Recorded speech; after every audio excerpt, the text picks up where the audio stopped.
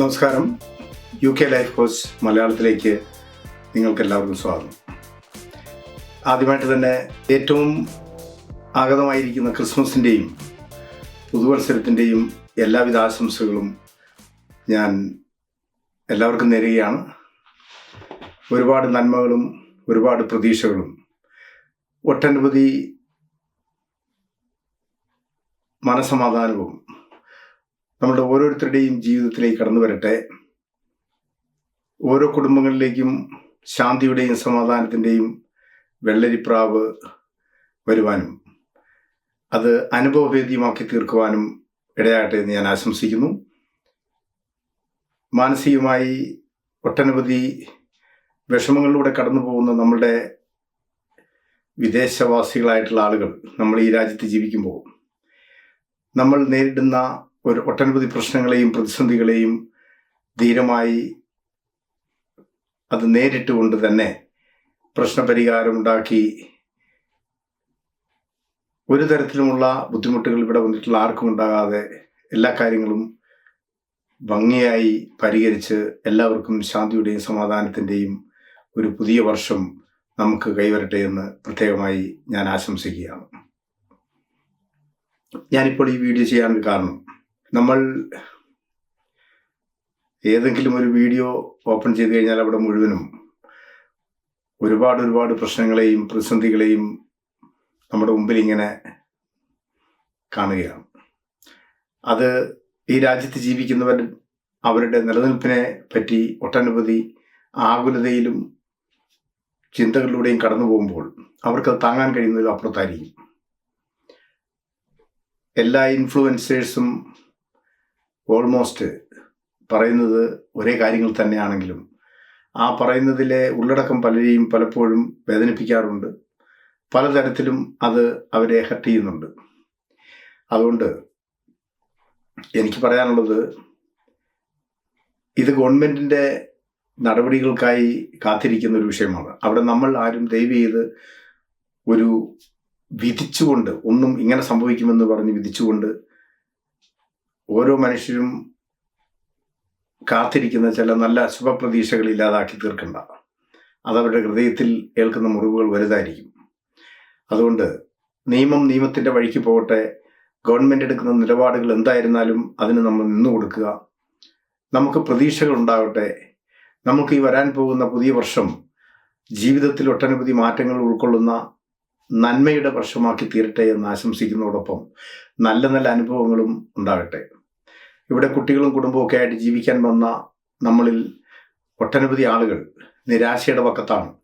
അവരുടെ ജീവിതത്തിൻ്റെ ഏത് ഘട്ടത്തിലാണ് അവർ നിൽക്കുന്നത്? അവർക്ക് തിരിച്ചു പോകേണ്ടി വരുമോ? അവർക്ക് PR കിട്ടിയില്ലെങ്കിൽ എന്താവും? മക്കളുടെ വിദ്യാഭ്യാസം എന്താവും? അവർക്ക് ഫീസ് കെട്ടേണ്ടേ? ആ ഫീസ് കെട്ടേണ്ടി വന്നാൽ എത്ര പൈസ വേണ്ടി വരും? ഗവൺമെൻറ് ലോൺ തരാതിരുന്നു കഴിഞ്ഞാൽ നമ്മൾ എങ്ങനെ മുന്നോട്ട് നീങ്ങും? അങ്ങനെയുള്ള ഒട്ടനവധി ചോദ്യങ്ങൾ.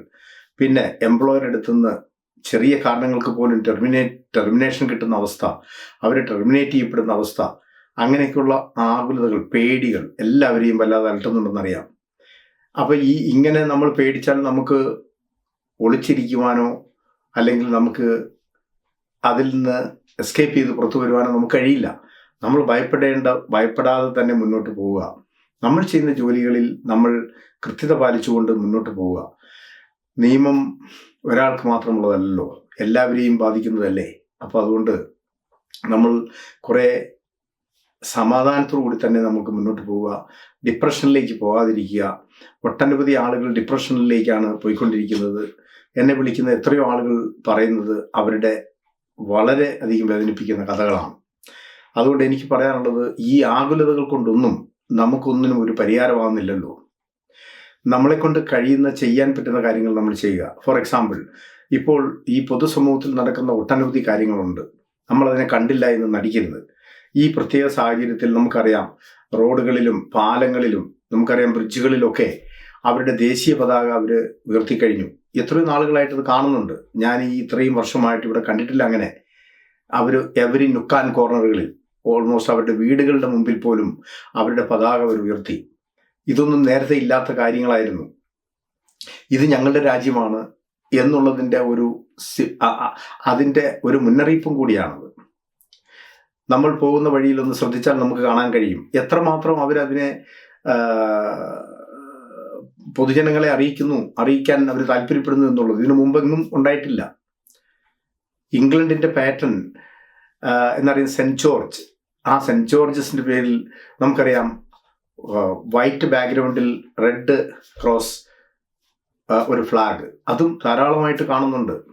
അപ്പോൾ അതുകൊണ്ട് എനിക്ക് പറയാനുള്ളത്, നമ്മൾ ഇവരുമായിട്ട് കൊമ്പ് കോർക്കാൻ വന്നവരല്ലല്ലോ, നമ്മൾ ഇവരുടെ രാജ്യത്ത് ജീവിക്കാൻ വന്നവരല്ലേ, നമ്മുടെ ജീവിതം കെട്ടിപ്പടുക്കാൻ വന്നവരല്ലേ. അവർക്ക് അവരുടേതായിട്ടുള്ള സ്വാതന്ത്ര്യവും അവർക്ക് പറയാൻ പല ന്യായങ്ങളും ഉണ്ടാവും. നമ്മൾ അതിനെ എതിർക്കാൻ വേണ്ടി വന്നവരല്ലല്ലോ. അതുകൊണ്ട് കുറേ അച്ചടക്കം പാലിക്കുന്നത് നല്ലതായിരിക്കുമെന്ന് എനിക്ക് തോന്നുന്നു. ഇപ്പം ക്രിസ്മസിൻ്റെ ടൈമാണ്, ന്യൂ ഇയറിൻ്റെ ടൈമാണ്. ഇവിടെ ആഘോഷങ്ങൾക്കൊന്നിനും ഒരു കുറവുമില്ല. ഇവരുടെ ആളുകൾ തന്നെ അതെല്ലാം ചെയ്യുന്നുണ്ട്. പക്ഷെ അതെല്ലാം അച്ചടക്കത്തിൽ ചെയ്യുന്നതും, അത് ഒരു പള്ളിയാണ് പള്ളി, വീടാണ് വീട്, അതിൻ്റെ ഉള്ളിൽ ചെയ്യുന്നത് എപ്പോഴും അഭികാമ്യമാണ്. നമ്മൾ ഈ കരോൾ പിരിവിനൊക്കെ പോകുന്നു. കരോൾ പിരിവ് എന്നാണ് അതിൻ്റെ പേര്, കരോൾ. ആ പിരിവ് നടത്തുവാനുള്ള റൈറ്റ് നമുക്കില്ല.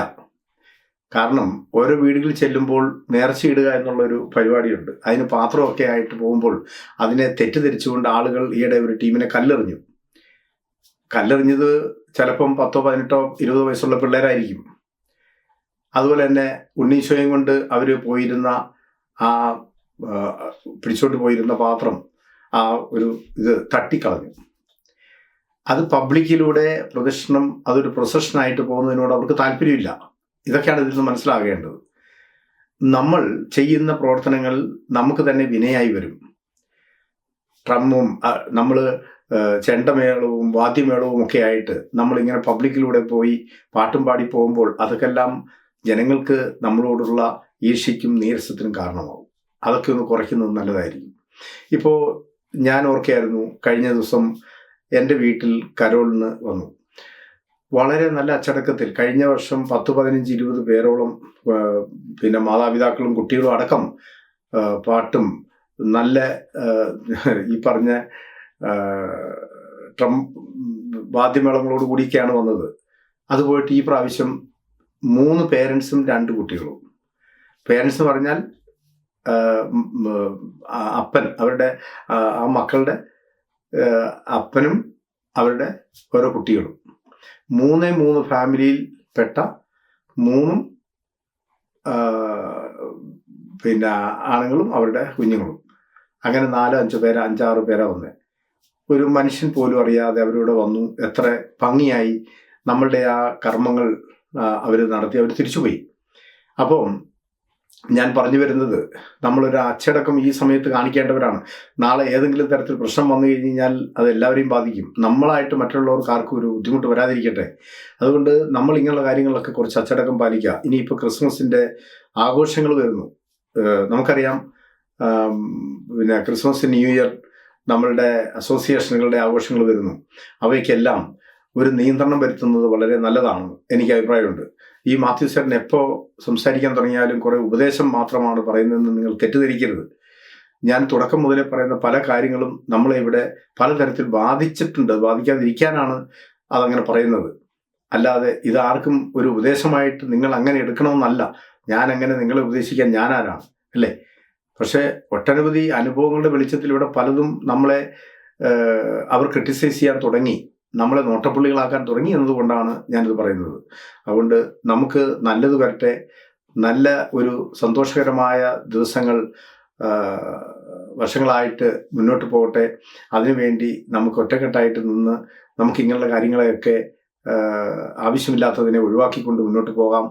നമ്മളിവിടെ വന്നത് നമ്മുടെ കുട്ടികൾ ഈ രാജ്യത്ത് ജീവിക്കണം, അവർ വളരണം, പഠിക്കണം, വളരണം, അവരുടെ അടുത്ത ജനറേഷൻ ഫോം ചെയ്യാൻ ഈ രാജ്യത്തിന് വേണ്ടി, ഈ രാജ്യത്ത് ജീവിക്കാൻ വന്നവരാണ്. അതുകൊണ്ട് തന്നെ നമുക്ക് വലിയ ലക്ഷ്യങ്ങളുണ്ട്. ആ ലക്ഷ്യങ്ങളൊക്കെ ആയിട്ട് മുന്നോട്ട് പോകുവാൻ തക്കവണ്ണം നമ്മൾ ഒറ്റക്കെട്ടായി നിൽക്കുക. അതിൻ്റെ പിന്നിൽ ഏതെങ്കിലും തരത്തിലുള്ള ഇതുപോലുള്ള പ്രവർത്തനങ്ങൾ ഉണ്ടെങ്കിൽ അതിനെ ഒഴിവാക്കാൻ നമുക്ക് പറ്റുന്നതാണെങ്കിൽ ഒഴിവാക്കുക. എന്നിട്ട് ഒറ്റക്കെട്ടായി മുന്നോട്ട് പോവുക. ആദ്യം വന്നവർ, PR കിട്ടിയവർ മിടുക്കന്മാരും, സിറ്റിസൺഷിപ്പായവർ മിടുക്കന്മാരും മിടുക്കികളുമായി എന്നതിൻ്റെ ഒരു കാഴ്ചപ്പാടിലൂടെ അല്ല നമ്മൾ കാണേണ്ടത്. നമ്മളുടെ പിൻതലമുറക്കാർ വന്നപ്പോൾ അവർ അനുഭവിക്കുന്ന വിഷമങ്ങൾ, അവർ ഫേസ് ചെയ്യുന്ന ലീഗലായിട്ടുള്ള ഇതുപോലുള്ള പ്രശ്നങ്ങൾ, ഇതിനെയെല്ലാം നമ്മളുടെ എല്ലാ അർത്ഥത്തിലും നമ്മൾ സപ്പോർട്ട് ചെയ്യാൻ ബാധ്യസ്ഥരാണ്.